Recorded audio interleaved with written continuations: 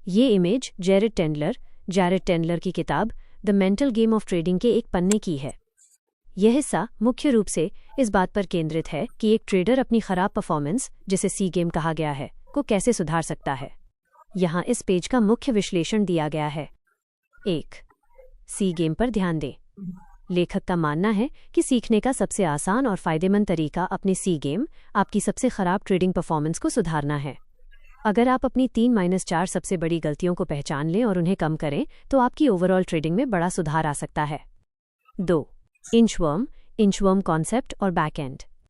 यहाँ इंचवर्म शब्द का उपयोग किया गया है।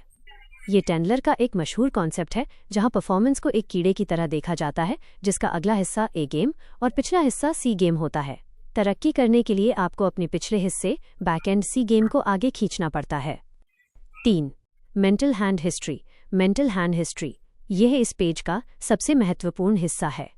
ये एक 5 स्टेप वाली समस्या समाधान प्रक्रिया है, जिसे मूल रूप से पोकर खिलाड़ियों के लिए बनाया गया था, लेकिन अब ट्रेडर्स के लिए इस्तेमाल किया जा रहा है। स्टेप 1, समस्या का विस्तार से वर्णन करें। स्टेप 2, समझाएं कि आपको ऐसा क्यों लगता है कि यह समस्या जायज़ है, आपकी भावनाएं या प्रतिक्रियाएं। स्टेप 3, समझाएं कि स्टेप 2 वाला तर्क, लॉजिक, गलत क्यों है। स्टेप 4, उस गलत तर्क को सुधारने के लिए एक सही लॉजिक ढूंढें।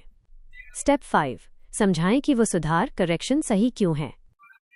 मुख्य निष्कर्ष। यह पेज मनोवैज्ञानिक रूप से ट्रेडिंग को सुधारने पर जोर देता है। यह सिखाता है कि केवल सकारात्मक सोचने से काम नहीं चलता, बल्कि आपको अपनी मानसिक गलतियों के पैटर्न को पहचानना होगा और उन्हें तार्किक रूप से सुधारना होगा। रिवायरिंग।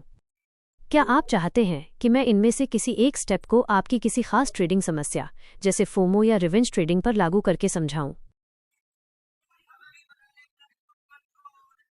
जरूर। ट्रेडिंग में सबसे आम समस्याओं में से एक है FOMO, fear of missing out, यानी ट्रेड छूट जाने का डर। इस समस्या को जैरेड टेंडलर के इन 5 स्टेप्स मेंटल हैंड हिस्ट्री में डालकर देखते हैं कि इसे कैसे सुलझाया जा सकता है। समस्या फोमो, ट्रेड छूटने के डर से गलत एंट्री लेना। स्टेप 1, समस्या का विस्तार से वर्णन करें। Describe the problem. जब मैं देखता हूं कि कोई स्टॉक या चार्ट तेजी से ऊपर जा रहा है और मैंने अभी तक एंट्री नहीं ली है, तो मुझे घबराहट होने लगती है। मुझे लगता है कि ये बड़ी चाल मेरे हाथ से निकल जाएगी। इस डर में मैं बिना अपने सेटअप का इंतजार किए चलती ट्रेन में कूद जाता हूं, हाईएस्ट प्राइस पर खरीद लेता हूं और अक्सर उसके तुरंत बाद मार्केट नीचे आ जाता है। स्टेप 2, समझाएं कि यह तर्क, लॉजिक उस वक्त सही क्यों लगता है। उस समय मेरा दिमाग कहता है, अगर मैंने अभी नहीं खरीदा तो मैं आज का सारा प्रॉफिट खो दूंगा। बाकी सब पैसा बना रहे हैं और मैं पीछे छूट रहा हूं। मुझे बस इसमें शामिल होना है ताकि मैं खाली हाथ न रहूं। स्टेप 3, समझाएं कि ऊपर वाला तर्क, लॉजिक गलत क्यों है। Flawed logic. यह तर्क गलत है क्योंकि मार्केट में अवसर असीमित, अनलिमिटेड हैं, लेकिन मेरा कैपिटल सीमित, लिमिटेड है। गलत जगह एंट्री लेने का मतलब है कि मैं अपने रिस्क मैनेजमेंट को खिड़की से बाहर फेंक रहा हूं। एक ट्रेड छूटने से मेरा अकाउंट जीरो नहीं होगा, लेकिन एक गलत फोमो ट्रेड से बड़ा लॉस हो सकता है। मार्केट कहीं नहीं जा रहा, वो कल भी यही रहेगा।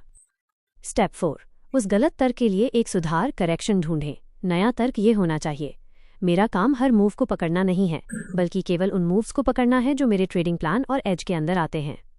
अगर प्राइस निकल गया है तो इसका मतलब है कि वो ट्रेड अब मेरे लिए नहीं बचा। अगला सेटअप जल्द ही बनेगा। स्टेप 5, समझाएं कि यह सुधार क्यों सही है। यह सुधार इसलिए सही है क्योंकि ट्रेडिंग एक प्रोबेबिलिटी, संभावना का खेल है। अगर मैं अपने रूल्स तोड़कर एंट्री लेता हूं तो मैं एक जुआरी गैम्बलर बन जाता हूं। अनुशासन बनाए रखने से मेरा कॉन्फिडेंस बढ़ता है और लंबे समय में यही अनुशासन मुझे एक प्रॉफिटेबल ट्रेडर बनाएगा, न कि कोई एक लकी ट्रेड। निष्कर्ष, समरी टेबल। स्टेप, मुख्य फोकस, आसान शब्द में।